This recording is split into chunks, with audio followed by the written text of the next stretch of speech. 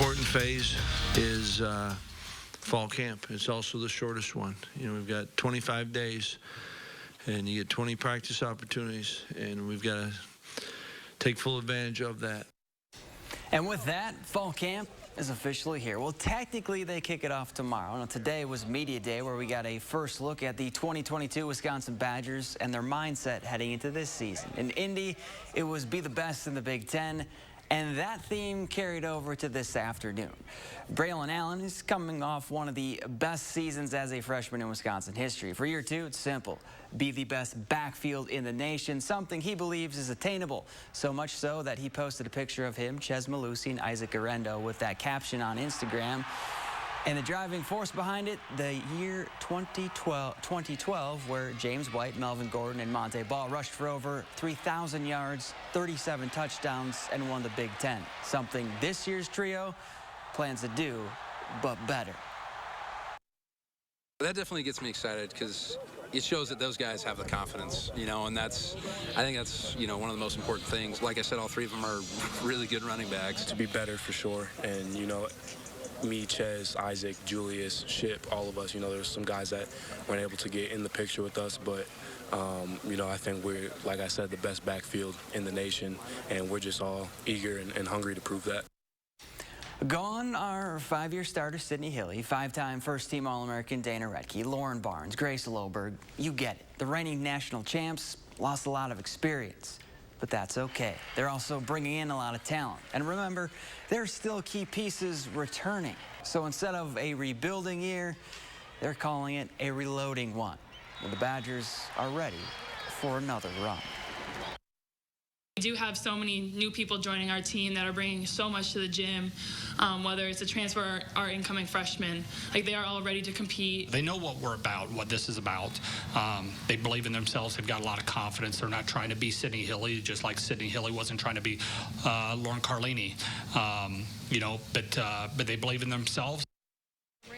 Brewers back in action after trading away their closer Josh Hader. Taking on the Pirates tonight, tied at 3 in the 6th, and Tyler Heineman rips one down the first baseline to give Pittsburgh the lead.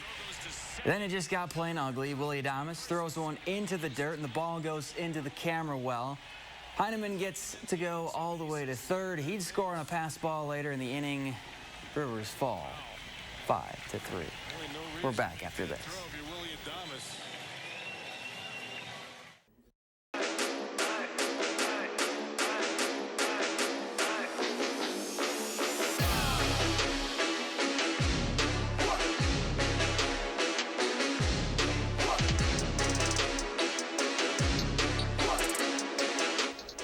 Well, this is it, the final drive of the year, and the stage couldn't be bigger for our three local teams. Win and head to Camp Randall to play for a state championship. Or lose and your season comes to an end one game short. Monroe, Columbus, and Darlington all hoping to be playing next week in Madison. And we'll start with Monroe. The Cheesemakers were in this exact spot last season, only to come up short to the eventual Division III champion. Well, they got their revenge on Pewaukee back in Level 2, and now that's all left standing in their way. New Berlin West. Monroe looking to get back to state for the first time since 1996.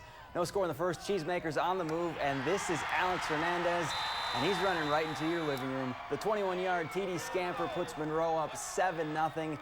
And it was kind of all over from there. Second quarter now, and more cheese. This time it's Tucker Markham running in untouched for another tutty. Monroe moves on to the Division III state championship game. They'll face West Salem Friday morning at 10 a.m. Now, similar to Monroe, this is where things went south for Columbus last season. They fell in Level 4 of the playoffs. Well, they clearly came back this year with a chip on their shoulder. A perfect regular season record, dominating every week of the postseason. And the only team standing between them and Camp Randall is Freedom. It's a slow start for both sides. Heading to the second quarter, Freedom up 3-2. Well, Columbus more than ready to find the end zone. So what do? You give the ball to Colton Brunel.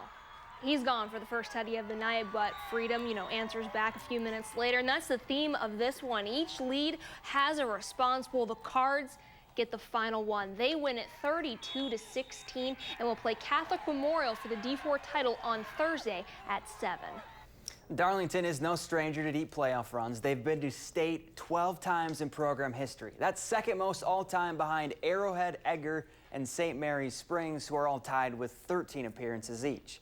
And the Redbirds could make it a four-way tie tonight. All they have to do is get past Mondovi, and Darlington struck first in this one. Ty Christ makes one cut, and he gone. 73 yards to the house. The Redbirds take a 7-0 lead. But the Buffaloes would answer in the second. Dawson Rudd decides he's going to keep it, and then he hits the B button and spins his way in for the score. And Mondovi ends Darlington's season 14-7, the final. And still to come, basketball at the ballpark. How the Badgers put on a show at AmFam Field and moved to 2-0 in the process. More sports after the break.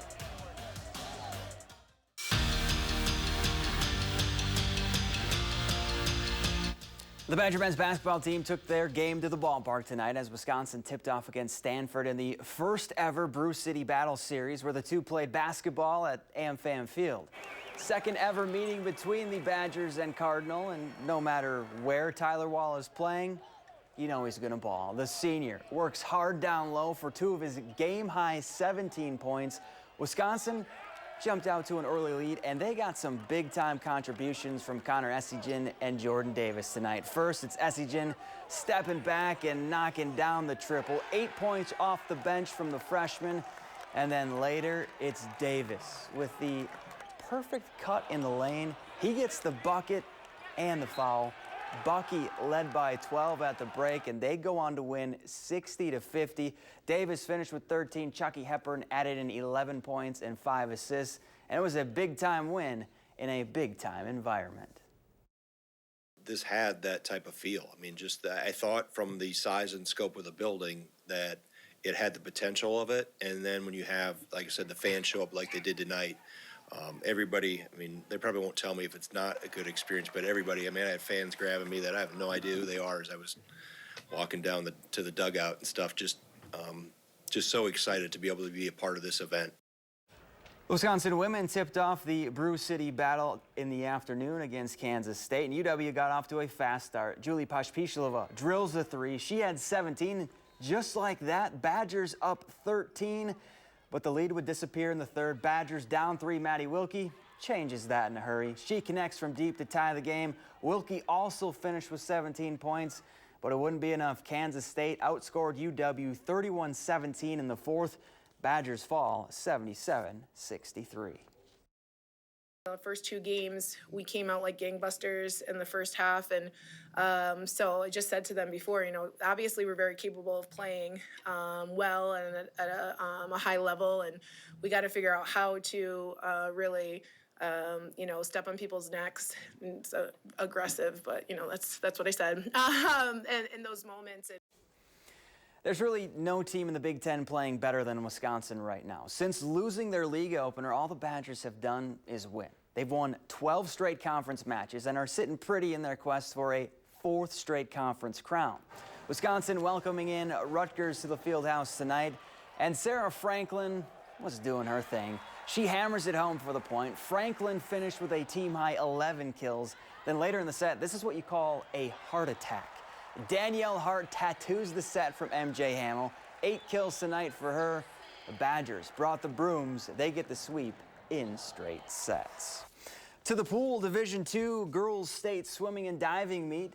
In the 100-yard butterfly, Jefferson Cambridge Co-op's Jordan Davis set a new state record with a time of 57.35 seconds. But the meet belonged to Edgewood. Bryn Stacy going to take first in the 100 freestyle in 49.83 seconds. And you know what all Izzy Enns did tonight was win. She took first in the 200 free, breaking her own state record, and won the 50 free. Oh, by the way, she also was on 2 winning relays. Edgewood also took home their 8th straight team title. We're back after this.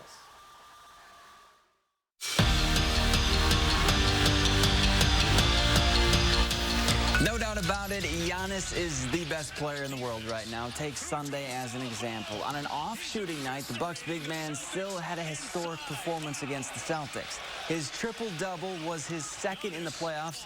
No Buck player has ever done that before, and probably not thrown an alley-oop off the backboard to themselves either. And that play caught Drew Holiday and Bobby Portis a little off guard. I mean, it wasn't surprising, but when you see it, though, you like, damn. exactly. That's like exactly playing what it was. 2K and holding R2 and throwing out the glass to yourself. That's a video game, bro. Yeah, for It's a real. video It's game. crazy. So it's, I don't know. I could probably do it on an 8-foot hoop. You doing this on 10 feet with the best players in the world. This spring hasn't been the best weather for baseball, but that hasn't stopped Madison College from dominating in March and April. The Wolfpack have 34 wins, are perfect at home, and have their sights set on being #1 when it's all said and done. Mother Nature. It's the only thing that's been able to slow down Madison College baseball. 30 years of doing this is by far the worst spring that I've ever coached in. 2 months into their season, and they've practiced just once on their own field. Definitely frustrating not being on our own field when we have games on it, and then the next day it rains and we just can't be on our own field. It gets frustrating. We either play or the tarps on it, or we can't play or practice on it because it's raining or snowing at this point. But it hasn't fazed them.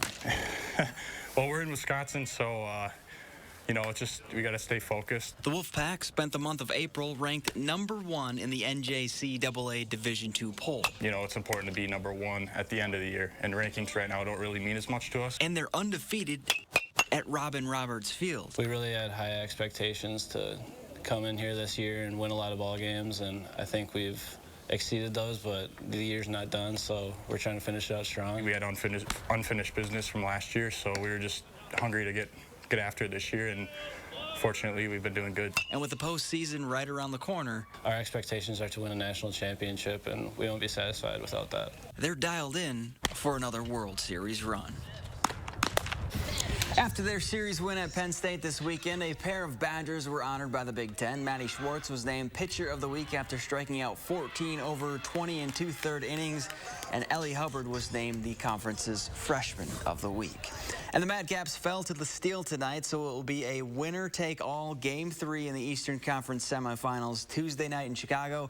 Winner wins the series and moves one step closer to the Clark Cup Finals. We're back after this.